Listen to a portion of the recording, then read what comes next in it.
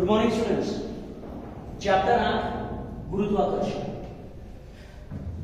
Last લેક્ચરમાં આપણે question જોયો હતો કે જો કોઈ પદાર્થનું પૃથ્વીની સપાટી પર વજન 63 ન્યૂટન હોય તો પૃથ્વીની સપાટીથી પૃથ્વીની ત્રિજ્યા અડધા અંતર સુધી એનું વજન કેટલું થશે? મીન્સ સપાટીથી ઉપર r/2 જેટલા અંતરે એનું વજન કેટલું થાય? આજે ક્વેશ્ચન એના કરતા જુદો છે. જુઓ, જે પદાર્થનું પૃથ્વીની સપાટી પર વજન 250 મીટર હોય તો તેનું પૃથ્વીના કેન્દ્ર તરફ અડધા અંતરે વજન કેટલું હશે? પૃથ્વીના કેન્દ્ર તરફ એટલે કે હવે ઊંડાઈએ કીધું. સમજો, ગઈકાલે જે છેલ્લો ક્વેશ્ચન હતો એ પૃથ્વીની સપાટીથી ઉપર માટે હતો, આ પૃથ્વીની સપાટીથી નીચે માટે છે. તો જુઓ કઈ રીતે સોલ્વ કરીએ. અહીંયા યસ, જો પદાર્થનું પૃથ્વીની સપાટી પર વજન 250 મીટર તો પહેલા જ લખું કે પૃથ્વીની સપાટી એટલે આ પૃથ્વી છે એની આ સપાટી પર એનું જે વજન છે એ કેટલું થશે? W1 m. પૃથ્વીની સપાટી પર ગુરુત્વ પ્રવેગ કેટલો? g. પૃથ્વીની સપાટી પર ગુરુત્વ પ્રવેગ કેટલો? g. તો યસ, W1 mg. અને કેટલું આપ્યું છે? 250 મીટર. 250 મીટર. ક્લિયર આટલું? પૃથ્વીની સપાટી પર ગુરુત્વ પ્રવેગ g લખીએ છીએ તો mg દર ગુણ્યા પ્રવેગ 250 મીટર. હવે શું કીધું કે તો તેનું પૃથ્વીના કેન્દ્ર તરફ અડધા અંતરે, ચલો, પૃથ્વીના કેન્દ્ર તરફ અડધા અંતરે એટલે શું કહેવાય? જોઈએ, પૃથ્વી છે, આ કેન્દ્ર, આ સપાટી, પૃથ્વીના કેન્દ્ર તરફ અડધા અંતરે એટલે કે આ બિંદુ. આ બિંદુએ તમારે વજન શોધવાનું કે W2 કેટલું થાય, કે W2 કેટલું થાય. ઓકે, ચલો, અહીંયા m એ તો આવશે જ. હા, શું મારાથી g લખાશે? ના, કેમ કે પૃથ્વીની સપાટી પર નથી, હવે ઊંડાઈએ છે. તો યાદ કરો, ઊંડાઈ માટે આપણે લખતા હતા gd. આપણે એક થિયરી પ્રૂવ કરી હતી. હા, ઊંચાઈ માટે લખીએ છીએ gh, ઊંડાઈ માટે શું લખીશું? gd. યસ, ઊંડાઈ માટે આપણે લખીશું gd. ઓકે, હા, gd નું સૂત્ર છે m કૌંસમાં લખો ge 1 - d/i. 1 - d/i. આ સૂત્ર આપણે સાબિત કર્યું છે. ઓકે, કે પૃથ્વીની સપાટીથી d જેટલી ઊંડાઈએ ગુરુત્વ પ્રવેગ gd બરાબર કે ge 1 - d/i. ge 1 - d/i. હા, આવું સૂત્ર આપણે સાબિત કરેલું છે. આવું સૂત્ર આપણે સાબિત કરેલું છે. બરાબર. ચલો, આકૃતિ પરથી આપણે ડેટા સમજીએ. d એટલે શું? તો તમે બહુ ક્લિયરલી કીધું છે, તેનું પૃથ્વીના કેન્દ્ર તરફ અડધા અંતરે એટલે કે આ જે d ખરા ને, આ d બરાબર આ ઊંડાઈ જે d છે, આ ઊંડાઈ d બરાબર કેટલા? તો ઇટ ઇઝ re/2. પૃથ્વીની ત્રિજ્યા કરતા અડધું અંતર. તો લખો અહીંયા is equal to it is m ge 1 - d ની જગ્યાએ re/2 ડિવાઇડેડ બાય r ગયા તો નીચે આવશે એટલે 1/2 કહેવાશે. સો is equal to it is m ge 1 - 1/2. So is equal to it is m ge 1 - 1/2 એટલે 1/2. હવે mge આવી ગયા. mge એટલે કેટલા? 250. સો ઇઝ ઇક્વલ ટુ 250 ગુણ્યા 1/2. જવાબ આવશે 125. જવાબ આવશે 125 મીટર. ક્લિયર? તો જો જે પદાર્થનું પૃથ્વીની સપાટી પર વજન 250 મીટર હોય, પૃથ્વીની સપાટીથી અડધા અંતરે નીચે કેન્દ્ર તરફ એનું જે વજન છે કેટલું થઈ જશે? અડધું, 125 મીટર. આનો મતલબ કે જેમ જેમ સપાટીથી નીચે જઈશું ને એમ વજન ઘટતું જશે. ક્લિયર? ઓકે, તો આ એક બહુ જ સરળ ક્વેશ્ચન હતો. બે ક્વેશ્ચન આવા જોયા આના પહેલાના લેક્ચરમાં, સપાટીથી ઉપર તરફ અને આ ક્વેશ્ચનમાં સપાટીથી નીચે તરફ. બે ક્વેશ્ચન જોયા આપણે એવા. ઓકે, ચલો હવે નેક્સ્ટ ક્વેશ્ચન જોઈએ. ચલો, નેક્સ્ટ ક્વેશ્ચન શું છે? જો ડેટા લખેલો છે, બહુ સરસ છે. પૃથ્વીની સપાટી પરથી 5 કિલોમીટર પર સેકન્ડની ઝડપે ઉર્ધ્વ દિશામાં એક રોકેટ છોડવામાં આવે છે. પૃથ્વી પર પાછા આવતા અગાઉ રોકેટ કેટલે સુધી જશે? me એટલે પૃથ્વીનું દળ આપેલું છે 6 × 10⁻24 kg. r એટલે પૃથ્વીની ત્રિજ્યા આપેલી છે 6.4 × 10⁻6 મીટર. ચલો એક વસ્તુ જો પહેલા અહીંયા ક્લિયર. પૃથ્વીની સપાટી પરથી 5 કિલોમીટર પર સેકન્ડની ઝડપે, તમને નિષ્ક્રમણ ઝડપ ખબર છે? પૃથ્વીની સપાટી પર રહેલા પદાર્થ માટે નિષ્ક્રમણ ઝડપનું મૂલ્ય છે 11.2 કિલોમીટર પર સેકન્ડ. અહીંયા આ પદાર્થને કેટલી ઝડપથી ફેંકવામાં આવે છે? 5 કિલોમીટર પર સેકન્ડ. રોકેટની પ્રારંભિક ઝડપ નિષ્ક્રમણ ઝડપ કરતા ઓછી છે, માટે રોકેટ પૃથ્વીના ગુરુત્વ ક્ષેત્રમાંથી બહાર જશે નહીં. આ વસ્તુ ખબર પડી? માટે રોકેટ પૃથ્વીના ગુરુત્વ ક્ષેત્રમાંથી બહાર જશે નહીં. આ ખાસ યાદ રાખજો. ઓકે, કે અહીં રોકેટની પ્રારંભિક ઝડપ નિષ્ક્રમણ ઝડપ કરતા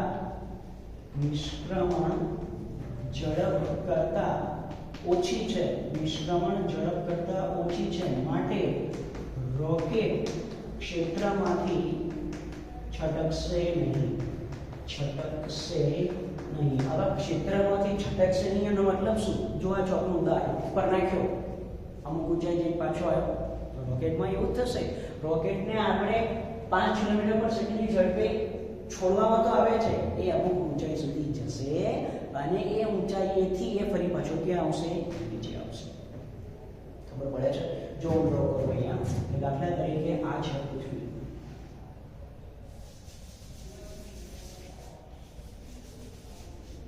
પૃથ્વીનું કેન્દ્ર. પ્રારંભમાં પદાર્થ ક્યાં છે? તો કે પૃથ્વીની સપાટી પર. અહીંયા છે પ્રારંભમાં. એ ક્યાં છે? તો કે પૃથ્વીની સપાટી પર છે, એટલે કે અહીંયા છે. અહીંયાથી એને છોડવામાં આવે છે ઉર્ધ્વ દિશામાં. તો ચલો, રોકેટ ઉપર જાય છે, ઉપર જાય છે, ઉપર જાય છે, ઉપર જાય છે. હવે એની ઝડપ નિષ્ક્રમણ ઝડપ કરતા તો ઓછી છે ને. મીન્સ કે અમુક ઊંચાઈ સુધી જશે, અમુક ઊંચાઈ સુધી જશે, અમુક ઊંચાઈ સુધી જશે, અને પછી ત્યાંથી ક્યાં આવશે? પાછો આવશે.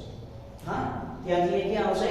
પાછો આવશે. અહીંયા આને કહેવાશે એની મહત્તમ ઊંચાઈ વાળું બિંદુ. મહત્તમ ઊંચાઈ વાળું બિંદુ. અને અહીંયાથી ક્યાં આવશે? ફરી પાછો નીચે. હા, તો આ જે સપાટી પરનું બિંદુ છે એને કહીશું આપણે પ્રારંભિક સ્થાન, ઇનિશિયલ પોઝિશન, અને આને કહીશું આપણે ફાઇનલ પોઝિશન. ક્લિયર? ખબર પડે છે? ઓકે. પૃથ્વીની સપાટી પર એટલે ચલો અહીંયાથી કેન્દ્રથી એનું અંતર કેટલું? પૃથ્વીની સપાટી એટલે i 5 કિલોમીટર પર સેકન્ડની ઝડપે. એટલે અહીંયા એની ઝડપ કેટલી છે? અહીંયા એની ઝડપ કેટલી છે? તો v1 = 5 કિલોમીટર પર સેકન્ડ. કિલોમીટર એટલે 5 × 10⁻³ મીટર પર સેકન્ડ. જેટલી ઝડપથી ફેંકવામાં આવે છે, તો ઉપર જશે. મહત્તમ ઊંચાઈ એની ઝડપ કેટલી જશે? v2 = 0. મહત્તમ ઊંચાઈ એની ઝડપ v2 = કેટલી થઈ જશે? 0. પૃથ્વી પર પાછા આવતા અગાઉ રોકેટ કેટલી દૂર જશે? એટલે કેન્દ્રથી એનું અંતર કેટલું થશે? તો એ અંતર ચલો હું એઝ્યુમ કરી લઉં કે અહીંયાથી આ આખું અંતર કેટલું છે? તો r. તો આ r બરાબર કેટલા? એ આપણે શોધવાનું છે. કેન્દ્રથી કેટલા અંતરે જશે એ r બરાબર કેટલા એ આપણે શોધવાના છે. ક્વેશ્ચન ખબર પડી? આ ચોક જેવું છે. ચોકને અહીંથી છોડું છું, અમુક ઊંચાઈ પર જઈ પાછો આવ્યો ને, તો કેટલી ઊંચાઈ સુધી ગયો એ તમારે શોધવાનું છે. ઓકે, શું કરીશું આપણે? તો જો આપણી પાસે બે સિચ્યુએશન છે. એક પ્રારંભિક અવસ્થા સપાટી પર છે, અને બીજું અંતિમ અવસ્થા એટલે r જેટલા અંતરે છે. આપણે શોધવાનું કે કેટલી દૂર સુધી જશે. r દૂર સુધી જશે. લખું કે ધારો કે રોકેટ પૃથ્વીના કેન્દ્રથી r અંતર સુધી જાય છે. પૃથ્વીના કેન્દ્રથી r અંતર સુધી જાય છે. આવું મેં એઝ્યુમ કર્યું. ઓકે, આવું મેં એઝ્યુમ કર્યું. ચલો હવે શું કરીશું? તો હવે આપણે સી અમુક વસ્તુ થાય કે અમુક ક્વેશ્ચન કઈ રીતે સોલ્વ કરવાના, તો ઉર્જા સંરક્ષણનો નિયમ બધા જ કેસમાં લાગુ પડે. અહીંયા પણ આપણે એ જ કરીશું, ઉર્જા સંરક્ષણનો નિયમ લાગુ પાડીએ. જો કઈ રીતે ઉર્જા સંરક્ષણનો નિયમ લાગુ પાડીએ કે હવે ઉર્જા સંરક્ષણના નિયમ પરથી હવે ઉર્જા સંરક્ષણના નિયમ પરથી પૃથ્વીની સપાટી પર રોકેટની કુલ ઉર્જા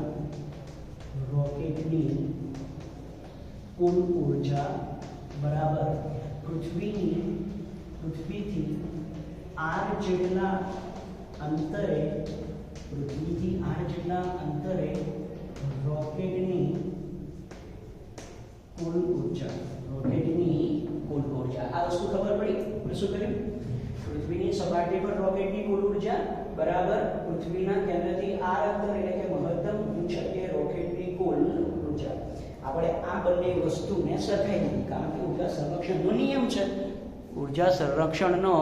નિયમ છે. ઓકે, ચલો આટલી વસ્તુ ક્લિયર. લેટ મી ચેક કે બરાબર દેખાય છે કે નહીં. એક જ minute. Okay, is it visible?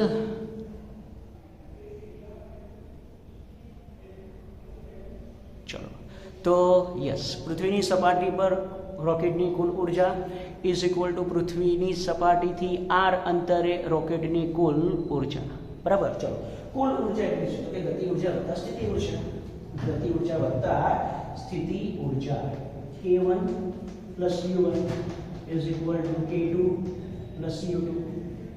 પૃથ્વીની સપાટી પર અહીંયા મેં ક્લિયર લખ્યું, પૃથ્વીની સપાટી પરથી v1 જેટલી ઝડપથી છોડવામાં આવે છે એટલે શું થશે? Half m v1 square. હા, રોકેટનું દળ તમને નથી આપ્યું પણ આપણે ધારી લઈએ. ધારો કે રોકેટનું દળ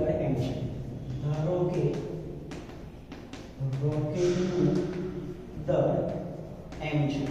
ઓકે, તો શું લખાશે અહીંયા? Half mv square. u આ ચેપ્ટરમાં સ્થિતિ ઉર્જાનું સૂત્ર ખાસ યાદ રાખજો, -gm1m2/r. -gm1m2/r.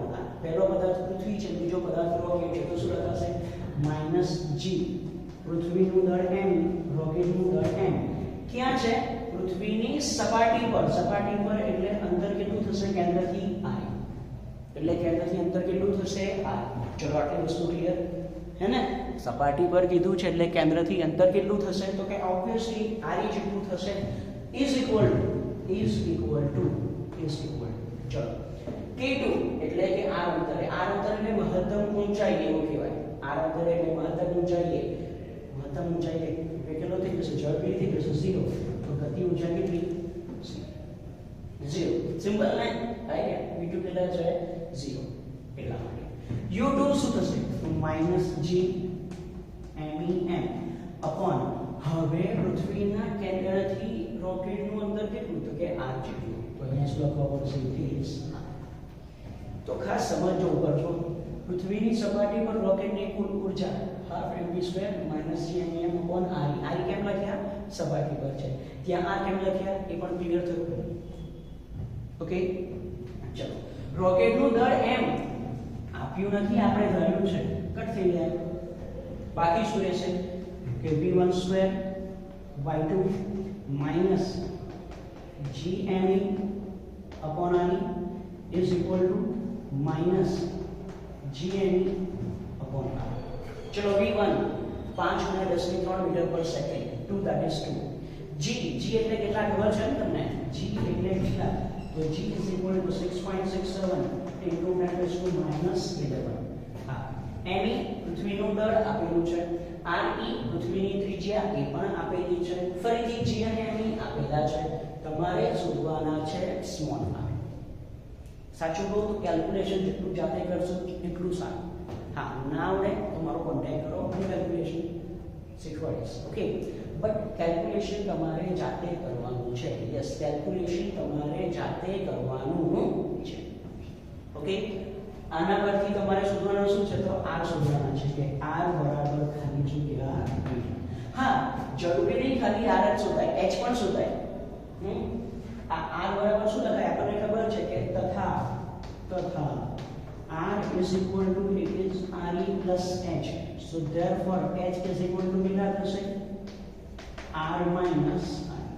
તો જો તમને r મળી ગયા હોય અહીંયા તો r ની કિંમત મૂકી અને r ને બાદ કરી નાખવાના તો તમને મળી જશે પૃથ્વીની સપાટીથી કેટલી ઊંચાઈએ જશે, પૃથ્વીની સપાટીથી કેટલી ઊંચાઈએ જશે.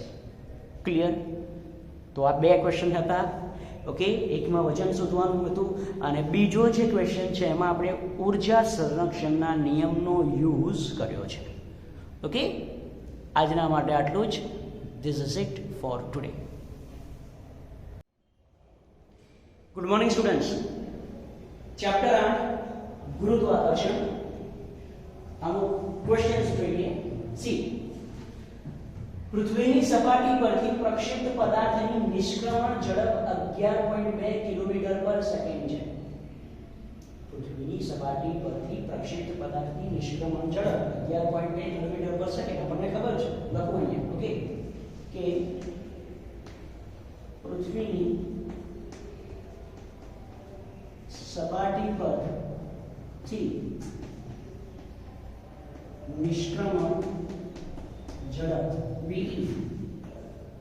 is equal to, જો તમને v નો સૂત્ર યાદ હોય તો લખો, is equal to under 2g me upon r અથવા તો under 2g i. હા, આ સૂત્ર છે. is equal to કેટલા કીધા તમને 11.2 કિલોમીટર પર સેકન્ડ છે. આ યાદ રાખજો એનું સૂત્ર. ઓકે, એક પદાર્થને આના કરતા 3 ગણી ઝડપે બહાર ફેંકવામાં આવે છે તો પૃથ્વીથી અત્યંત દૂરના અંતરે જતા એ પદાર્થની ઝડપ કેટલી હશે? હમણાં લાસ્ટ લેક્ચરમાં કર્યો હતો ને, એના જેવો જ આ ક્વેશ્ચન છે. ફરક શું છે? લાસ્ટ ક્વેશ્ચનમાં શું હતું કે પદાર્થને 5 કિલોમીટર પર સેકન્ડની ઝડપથી ફેંકવામાં આવતો હતો, એટલે કે નિષ્ક્રમણ ઝડપથી ઓછી ઝડપ, એટલે પૃથ્વીના ક્ષેત્રમાંથી બહાર નતો જતો. જ્યારે અહીંયા એક પદાર્થને નિષ્ક્રમણ ઝડપ કરતા 3 ગણી ઝડપે બહાર ફેંકવામાં આવે છે, એટલે ઓબ્વિયસલી એક ક્ષેત્રની બહાર જતો રહેશે. બહાર જતો રહેશે એટલે કે અનંત અંતરે જતો રહેશે. તો એ અનંત અંતરે, દૂરના અંતરે જતા એ પદાર્થની ઝડપ કેટલી હશે એ તમારે શોધવાનું છે. ઓકે, તો કઈ રીતે શોધીશું? ફરીથી આપણે ઉર્જા સંરક્ષણનો નિયમ જ વાપરીએ કે ઉર્જા સંરક્ષણના નિયમ પરથી અહીંયા લખું છું કે અહીં પ્રક્ષિપ્ત પદાર્થની પ્રારંભિક ઝડપ, પ્રક્ષિપ્ત પદાર્થની પ્રારંભિક ઝડપ નિષ્ક્રમણ ઝડપ કરતા વધુ હોવાથી તે પૃથ્વીના ક્ષેત્રમાંથી બહાર છટકી જતો રહેશે, બહાર જતો રહેશે. પૃથ્વીના ક્ષેત્રમાંથી એ ક્યાં જતો રહેશે? બહાર જતો રહેશે. આટલી વસ્તુઓ ક્લિયર થઈ? શું કર્યું એ? ઓકે, તો ડેટા સમજવાનું છે. બરાબર, કે અહીં પ્રક્ષિપ્ત પદાર્થની પ્રારંભિક ઝડપ નિષ્ક્રમણ ઝડપ કરતા વધુ હોવાથી તે પૃથ્વીના ક્ષેત્રમાંથી બહાર છટકી જશે. બરાબર, અને અનંત અંતરે પહોંચી જશે. અને અનંત અંતરે પહોંચી જશે. ઓકે, તો લખો કે હવે ઉર્જા સંરક્ષણના નિયમ પરથી, ચલો ઉર્જા સંરક્ષણના નિયમ પરથી શું લખાશે? ઉર્જા સંરક્ષણના નિયમ પરથી જો લખું છું અહીંયા કે પદાર્થની પૃથ્વીની સપાટી પર કુલ ઉર્જા બરાબર પદાર્થની અનંત અંતરે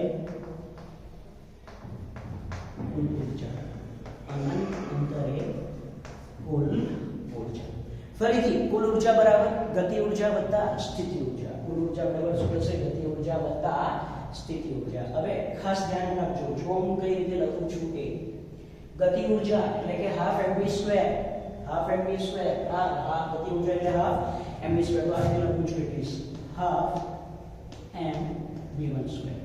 સ્થિતિ ઊર્જાનું સૂત્ર પૃથ્વીની સપાટી પર છે પદાર્થ, ક્યાં છે? પૃથ્વીની સપાટી પર, તો minus gmem upon I, minus gmem upon I is equal to પદાર્થની અનંત અંતરે કુલ ઊર્જા એટલે ફરી પાછું ગતિ ઊર્જા વત્તા સ્થિતિ ઊર્જા.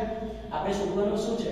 પૃથ્વીથી અત્યંત દૂરના અંતરે એ પદાર્થની ઝડપ કેટલી હશે? હું ધારું છું v2 હશે, તો it is half m v2 square minus g MEM અનંત અંતરે છે એટલે ઇન્ફાઇનાઇટ, એટલે ઇન્ફાઇનાઇટ. ખબર પડી શું કર્યું? ઓકે, ગતિ ઊર્જા વત્તા સ્થિતિ ઊર્જા ઇઝ ઇક્વલ ટુ ગતિ ઊર્જા વત્તા સ્થિતિ ઊર્જા. હવે જો અહીંયા બહુ ક્લિયર કીધું છે, એક પદાર્થને આના કરતા 3 ગણી ઝડપે, આના કરતા એટલે નિષ્ક્રમણ ઝડપ કરતા 3 ગણી ઝડપે ફેંકવામાં આવે, એટલે હું આમાં ચેન્જીસ શું કરું છું એ ખાસ ધ્યાન રાખજો. હાફ m v1 ની જગ્યાએ લખું છું 3ve સ્ક્વેર. ખબર પડે શું કર્યું હે ને? Okay, minus g MEM upon I is equal to half m v2 square minus 0. અનંત અંતરે સ્થિતિ ઊર્જા કેટલી થઈ જાય? 0. હા, અનંત અંતરે સ્થિતિ ઊર્જા કેટલી થશે? 0. હવે એક વસ્તુ બીજી જુઓ, જો અહીંયા ક્લિયર m અને આ m કરતી હશે. બાકી શું રહેશે? 3ve નો વર્ગ એટલે કે it is 9ve square by 2 minus g me upon I is equal to v2 square by 2. બોલો કોઈ ડાઉટ? આપણે શોધવાના શું છે ખબર? v2. આમ તો તમે આના પરથી કેલ્ક્યુલેશન કરી શકો છો. 9 એટલે 9 ખબર છે. ve એટલે 11.2 કિલોમીટર પર સેકન્ડ, 11.2 કિલોમીટર પર સેકન્ડ. કિલોમીટર એટલે 10⁻³ એની કિંમત મૂકો. g ખબર છે, me ખબર છે, આની ખબર છે, તો તમે બહુ સરળતાથી v2 શોધી શકો. પણ આપણે શું કરીએ છીએ? થોડું હજુ ઈઝી બનાવીએ. અહીંયા જુઓ, આ જે ve છે ને, હું એનો વર્ગ કરું, અહીંયા સાઈડમાં લખું છું. ઓકે, અહીંયા સાઈડમાં લખું કે ve is equal to under root 2g me upon I. બરાબર ને? બંને સાઈડ વર્ગ કરું છું તો શું થશે? ve square is equal to 2g me upon I. g me upon I ને સૂત્રનો કરતા બનાવો તો 2 આ બાજુ જશે, તો ve square by 2 is equal to g me upon I. ખબર પડી શું કર્યું? તો હવે હું શું કરીશ? જો ધ્યાનથી જુઓ અહીંયા કે here આ as it is 9ve square by 2 g me upon R એની જગ્યાએ શું લખીશું? ve square by 2 is equal to v2 square by 2. બહુ સરળ થઈ ગયું. 2 ગયા, 9ve square minus ve square is equal to v2 square. 9ve square minus v square એટલે 8ve square is equal to v2 square. So therefore, ચલો v2 શોધવા આને બંને સાઈડ વર્ગમૂળ કરવાનું, તો v2 is equal to વર્ગમૂળમાં 8ve square. 8 એટલે 4 × 8 એટલે is 2√2v. 2√2v. Super. Yes, એક બહુ જ સરસ એવો ક્વેશ્ચન છે, બહુ સરસ ક્વેશ્ચન છે. અને આ એક આઈએમપી ક્વેશ્ચન છે, યાદ રાખજો. બહુ સરસ ક્વેશ્ચન છે આ, કે જો કોઈ પદાર્થને પૃથ્વીની સપાટી પરથી ફેંકવામાં આવે તો અનંત અંતરેની ઝડપ કેટલી હશે? તો v2 is equal to 2√2v. હા, આટલી વસ્તુ બધા સી અહીંયાથી જો તમે કેલ્ક્યુલેશન સીધું મૂકીને કરશો વાંધો નહીં, પણ આ કેલ્ક્યુલેશન ઈઝી થશે. કેલ્ક્યુલેટરનો યુઝ ઓછો આવશે. એટલે ખાસ ધ્યાન રાખજો કે આ ટાઈપના જે ક્વેશ્ચન્સ છે, આ ટાઈપના ક્વેશ્ચન્સ કઈ રીતે સોલ્વ કરવા. ખબર પડી? ઓકે, ફરી વખત સમજાવું આખો ક્વેશ્ચન શું છે એ. બરાબર, પહેલા કોઈ પદાર્થ પૃથ્વીની સપાટી પર છે, પૃથ્વીની સપાટી પર છે, પૃથ્વીની સપાટી પરથી એને નિષ્ક્રમણ ઝડપ કરતાં વધુ ઝડપે ફેંકવામાં આવે તો ઓબ્વિયસલી બહાર જતો રહેશે, અનંત અંતરે જતો રહેશે એવું એ લોકોએ ક્લિયર કીધું છે. તો આપણે ઉર્જા સંરક્ષણનો નિયમ જ વાપરવાનો છે કે સપાટી પર કુલ ઉર્જા અને અનંત અંતરે કુલ ઉર્જા, બરાબર. ગતિ ઉર્જા વત્તા સ્થિતિ ઉર્જા, ગતિ ઉર્જા વત્તા સ્થિતિ ઉર્જા. ક્લિયર? કોઈ ડાઉટ?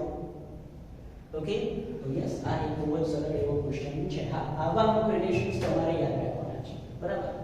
ચલો બીજો એક ક્વેશ્ચન જોઈએ. ખૂણામાં લખ્યું છે પૃથ્વીની સપાટીથી 400 કિલોમીટર ઊંચાઈએ, પૃથ્વીની સપાટીથી 400 કિલોમીટર ઊંચાઈએ, તમને દેખાય છે પૃથ્વીની સપાટીથી 400 કિલોમીટરની ઊંચાઈએ? એ ચેક કરી લઈએ પહેલા. ઓકે, ચલો, પૃથ્વીની સપાટીથી 400 કિલોમીટર ઊંચાઈએ એટલે કે h બરાબર, લખું છું અહીંયા, h બરાબર 400 કિલોમીટર, h બરાબર 400 કિલોમીટર, હે ને? ઓકે, પૃથ્વીની સપાટીથી 400 કિલોમીટર ઊંચાઈએ પરિભ્રમણ કરતા ઉપગ્રહને પૃથ્વીના ક્ષેત્રમાંથી બહાર મોકલવા કેટલી ઉર્જા આપવી પડશે? m એટલે કે ઉપગ્રહનું દળ 200 કિલોગ્રામ આપેલું છે, me એટલે કે પૃથ્વીનું દળ 6 × 10⁻⁴ kg આપેલું છે, re એટલે 6.4 × 10⁶ મીટર. re ને આને પણ લખી શકાય હો કે re = 6400 કિલોમીટર. હા, આને પણ લખી શકાય, બરાબર ને? હે ને? યસ. તો આ h છે, આ re છે. તો ઉપગ્રહનું પૃથ્વીના કેન્દ્રથી અંતર, ઉપગ્રહનું પૃથ્વીના કેન્દ્રથી અંતર, ઠીક છે.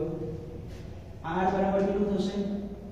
re plus h is equal to 6400 plus 400 is equal to 6800 kilometre. એટલે કે તમે આ રીતે પણ લખી શકો 6800 into 10⁻³ metre, or 1 2 3 is 6.8 into 10⁻⁶ જશે મીટર. ચલો, આટલું ક્લિયર? ઓકે, આપણને જુઓ, હવે આપણે ઓલરેડી થિયરી પ્રૂવ કરી છે, બરાબર. ક્ષેત્રમાંથી બહાર મોકલવા કેટલી ઉર્જા ખર્ચવી પડે, એટલે આખો કન્સેપ્ટ શું છે? પહેલું તો ઉપગ્રહની ગતિ ઉર્જા શોધો, ત્યારબાદ ઉપગ્રહની સ્થિતિ ઉર્જા શોધો, ત્યારબાદ ઉપગ્રહની કુલ ઉર્જા શોધો. એ જેટલી ઉર્જા આવી હોય એટલી જ ઉર્જા એને આપવી પડે. આપણને તો ખબર છે ને કે ઉપગ્રહની કુલ ઉર્જા કેટલી છે, તો લખો અહીંયા કે ઉપગ્રહની કુલ ઉર્જા E, એનું સૂત્ર ખબર છે કે E is equal to, it is -g MEM upon 2r. હા, ઉપગ્રહની કુલ ઉર્જા E બરાબર કેટલી છે? -g MEM upon 2r. તો માટે ઉપગ્રહને ક્ષેત્રમાંથી બહાર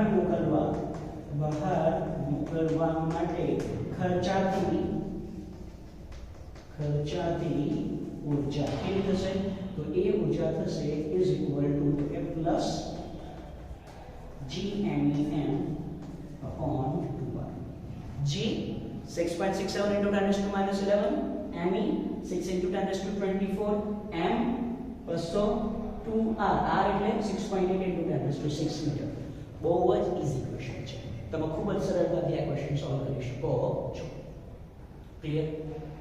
તો સી, ક્વેશ્ચન્સ આ ચેપ્ટરના ઈઝી છે જો તમને બધા સૂત્રો અને બધા જ એના જે રિલેશન્સ છે એ બધા રિલેશન તમને ખબર હોય. ક્લિયર? તો યસ, આ બીજા બે વધારાના ક્વેશ્ચન છે. હજુ અમુક ક્વેશ્ચન્સ આપણે જોઈશું પછી.